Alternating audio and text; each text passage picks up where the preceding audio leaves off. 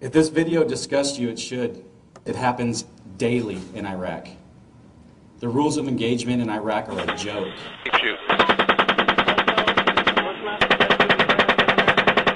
This needs to end, and we need to bring the soldiers home now. Keep shooting. Keep shooting.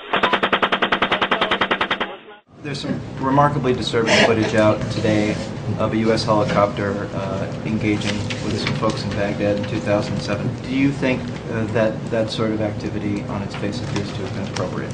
Obviously, it is very graphic in nature, and it's and extremely tragic. Once you get on, just open them up. Our military will take every precaution necessary to ensure the safety and security of civilians, and particularly those that report in those dangerous places on behalf of news organizations.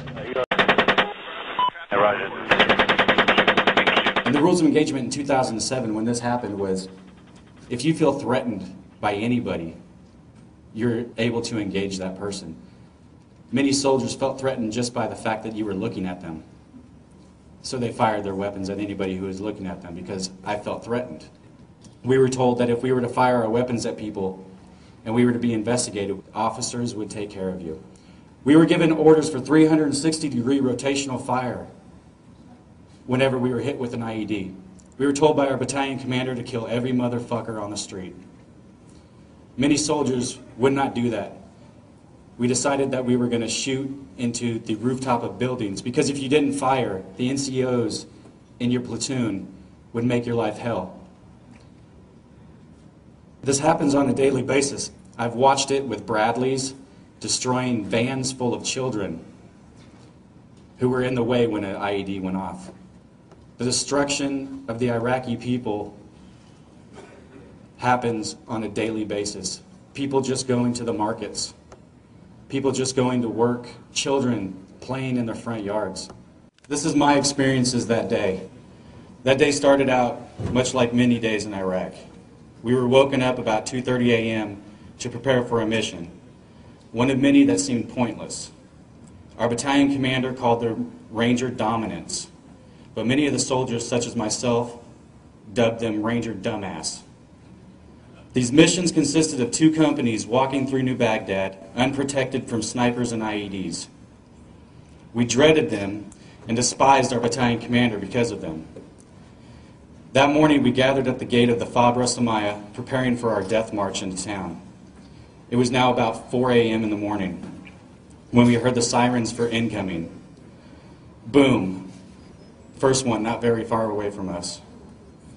Boom, this one a little bit closer. We were now used to this by now, and although afraid inside, we knew that if we ran for cover, we'd look like cowards in the eyes of some of our NCOs. So the majority of us just stood there, praying that a mortar wouldn't land on us. The bravado of trying to look hard was what we lived by. We were 1st Infantry, the toast of the Army, the favorite son. We were the 216 Rangers. We prided ourselves on being tougher than anyone else. But looking into the eyes of these 18 and 19-year-old kids, you could see the fear, the uncertainty. Finally, the mortar stopped. "They know we're coming," said one of the privates in my squad. I tried to reassure him that they didn't know we were coming that day. It was just a coincidence, although not believing my own statement myself.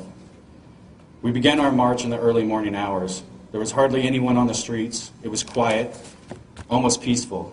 You could get caught up in the silence if you weren't so afraid of being shot in the throat or in the thigh by a sniper. Snipers usually went for these areas because they were unprotected. The throat for obvious reasons, and the thigh for your femoral artery.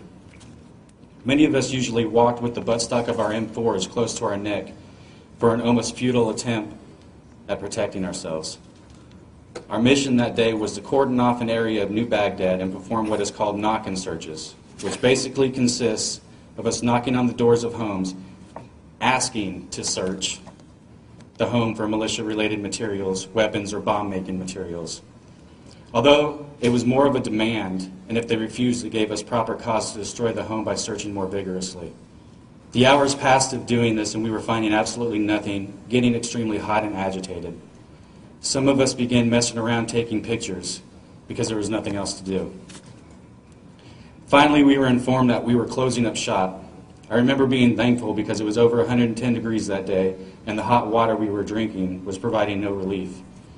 We started funneling into an alleyway to leave the area when some locals on rooftops above us started firing their AK-47s at us. We took cover along a wall and were returning fire. We could hear other fire coming from another platoon just a few blocks from us as well. On the net, we could hear that they were taking small arms as well as RPG fire. 202 traffic, 260s. Come on, fire! Roger. That's when I heard it. The very distinct fire of an Apache 30mm cannon. And again, over and over. Keep shooting. It was very close. We need to move to that position now, came over the net. Alright, we just engaged all 8 individuals. Myself and the team of soldiers I was with began running in the direction where we heard the Apache fire. I was not even close to prepared for the carnage that I was about to walk onto. I saw what appeared to have been 3 men on a corner. Got that big pile of bodies to the right on the corner. Right We here. got dismounted infantry and vehicles. Over. It was an extreme shock to my system. They didn't look human. I know that they had to be at one time, but the destroyed carnage that I was looking at didn't appear to be. Then there was the smell. The smell was unlike anything I've smelled before. A mixture of feces, urine, blood, smoke, and something else indescribable. I saw an RPG next to one of the men and an AK-47. It's Bushmaster 7, go ahead. Clear. Clear left. Looks like a kid. Over. Crying. I hear crying. Not cries of pain, but that of a small child who had just woken up from a horrible nightmare. Yeah, it looks like we got some slight movement from the van that was engaged. Looks like a kid. Over. I saw that there was a minivan, and the cries appeared to be coming from it. Myself and another soldier, a 20-year-old private, walked up to the passenger side van and looked inside. The private that I was with reeled back, began to vomit, and quickly ran away. What I saw when I looked in the van was a small girl about 4 years old on the passenger side of the bench seat. She had a severe belly wound and was covered in glass. The glass was in her hair and also in her eyes.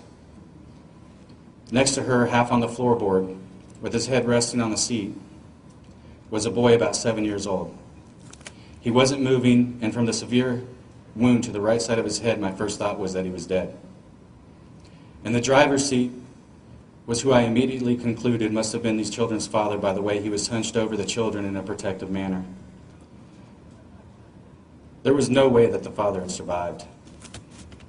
I immediately grabbed the little girl and screamed for a medic. The medic and myself went into a house behind the van. There was a local man hiding in fear in his kitchen of his home. I yelled out to him to help me. He stood up and quickly grabbed a bucket of water, which the medic and I used to clean the girl off. I pulled as much glass from the little girl's eyes as I could so that she can blink. The whole time thinking, fuck, what the fuck, these are babies. My son was born May 31st, 2007. I had yet to see him. And I had a daughter who was barely older than this girl. The medic radioed in that the little girl needed to be evacuated because there was nothing else he can do here. I handed the child to the medic, who then ran the girl to a waiting Bradley armored vehicle. I walked back to the van. I don't know why, or what told me to go back to the van. There was just something making me go back to the van. I looked inside the van again. Did the boy just move? Holy shit, the boy just moved. I grabbed the boy from the van and held him against my chest. I was screaming at this point, the boy's alive, the boy's alive. I started running to the Bradley in hopes that it wasn't leaving. At this point, the boy looked up at me. Then his eyes rolled back, and my heart sunk. It's okay, I have you. It's going to be okay. Don't die, don't die. I squeezed him a little bit tighter. I put him into the Bradley as gently as I could. What the fuck are you doing, McCord? It was my platoon leader. You need to quit worrying about these fucking kids and pull security, he screamed. At the time, the only thing I can think of was, Roger that, sir. I said immediately and went to the rooftop to pull security. While on the roof, one of the soldiers took a picture of me. I didn't realize that the blood of the children was all over the front of me. Later that day, when we returned to the FOB, Forward Operating Base, everyone pretty much ignored what had happened. I couldn't. I went to my room to try to clean the children's blood from my uniform, fighting back tears from what I had seen. My emotions were taking over. The very thing that the Army taught us not to do in war, I was doing. My humanity and love for the human race was overcoming everything they taught me. My mind was reeling, the thoughts controlling every ounce of me. It was then I decided I needed to go see a mental health counselor. I went to a staff sergeant who was in my line and asked to speak with him. When I told him my feelings and how I was unable to deal properly in the Army sense with what I had just witnessed, his response was, "You need to suck that shit up. Quit being a pussy and get the sand out of your vagina. If you go to mental health, there will be repercussions like being charged with malingering." I couldn't believe that needing to talk to somebody could constitute a crime in the Army. But like a good little soldier, I said roger that, and went back to my room to cope the only way I knew how, which was by watching as many movies and listening to as much music as I could to escape the reality of what I was. I became extremely angry. I yelled at everyone. I yelled and was angry at my soldiers, my family, the civilians back home, but mostly I was angry with myself. I hated myself for what I was a part of. There were many days in Iraq that I dreamed for an IED or a sniper to take me out and end the pain I was feeling. Ever since that day, I live with this. It's burned into my head. I don't need to watch the movie. I see it every day. I hear the cries of the children when I close my eyes. I smell the smells. When it's quiet, I see the carnage like a slideshow. I'm hoping one day I can sleep a full night without the memories coming back to haunt me. The innocence lost. My friends lost. Hopefully one day I won't be so angry. Hopefully one day I'll help others see that they're not alone in valuing life. Thank you.